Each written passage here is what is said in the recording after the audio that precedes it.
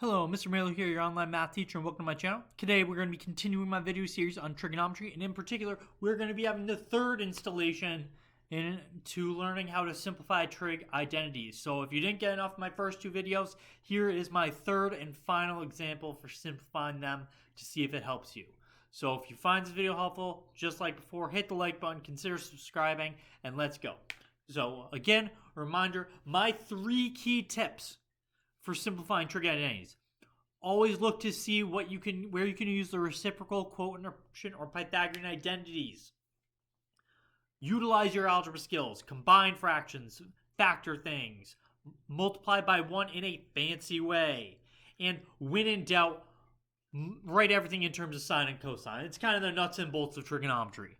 So, we've looked at 2 examples already. One example where we started out with some algebra where we multiplied some stuff, so we multiplied factors. Another where we looked at 2 different options to see that there's no one right way to do it. And now my third example I want to go through gives us a fraction to start. And when you look at this, everything's already in terms of sine or cosine. There's no cosines here, but so it's already broken down in the nuts and bolts of trig. There's no squareds anywhere, so there's not a Pythagorean identity you can apply. The only thing that should be staring you in the face is you have 2 giant fractions. And you want to probably say to yourself, I have 2 fractions. I can use algebra to combine them. So that's exactly what you do. And you're going to combine them to have the simplest denominator, which is by multiplying the left fraction by 1 plus sine A divided by 1 plus sine A, and the right fraction by 1 minus sine A divided by 1 minus sine A. So left and right, I'm multiplying by a 1 in a fancy way for each of them, and that gives us a common denominator of 1 minus sine A times 1 plus sine of A. And now that I have a common denominator, I can use algebra and combine my fractions together. I have 2 divided by 1 minus sine A times 1 plus sine A. And it's 2 because I have the ones that add together, but the sine A and the minus sine A will cancel and go away. Now, from here, you're all in one fraction. It looks a little bit simpler, but there's still not much you can do. There's no clear identities you can apply. So what we can do, again, is go to our algebra toolbox, and this time we can multiply those 2 factors in the denominator. So we're going to FOIL all these out, and when I do that, I get the following. 2 divided by 1 minus sine squared of A. Now, I've done this quickly. I use this slick little rule, this difference of squares rule, but if you don't know that, just FOIL it out and see that that cross term goes away. Now, here you finally have that sine squared, and you might say to yourself, okay, I could be done here, but if you ever see 1 minus sine squared of A, 1 minus cosine squared of A, 1 minus any of our trig functions, ask yourself if there's a Pythagorean identity rearranged that looks like that. And in this case, there is. We have that cosine squared of A plus sine squared of A should be 1. So if I subtract that sine squared from both sides, I end up with cosine squared of A is the same thing as 1 minus sine squared of A. So I can replace this denominator with cosine squared of A. And from here, it's really nice and simple now. The only thing that could make it better is not having a fraction.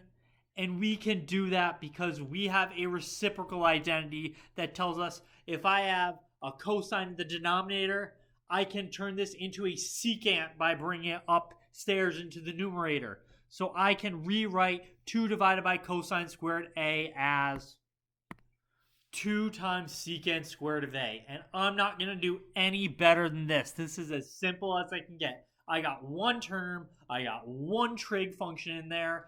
It looks nice.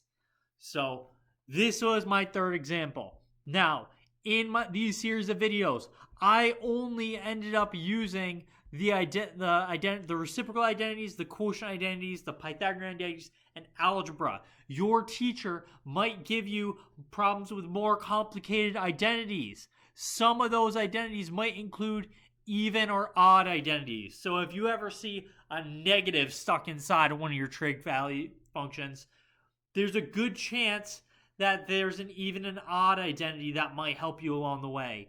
So if I saw a sign of negative theta somewhere, I might recognize I can pull that negative outside of my trig function by tacking out in front of sign.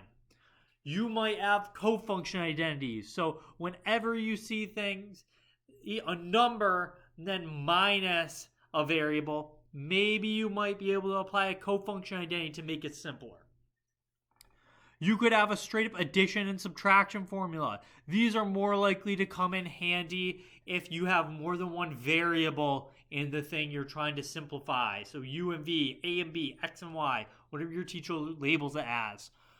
Or if you ever see 2's inside, there's these double angle formulas. You might be able to take that 2 away from the inside of your trig function to write everything without our variable multiplied by 2 inside. And there's other identities too. There's identities that give you half angle formulas. There's identities that are power reducing formulas. There's so many. But these are likely the 4 different types of common ones your teachers might also show you.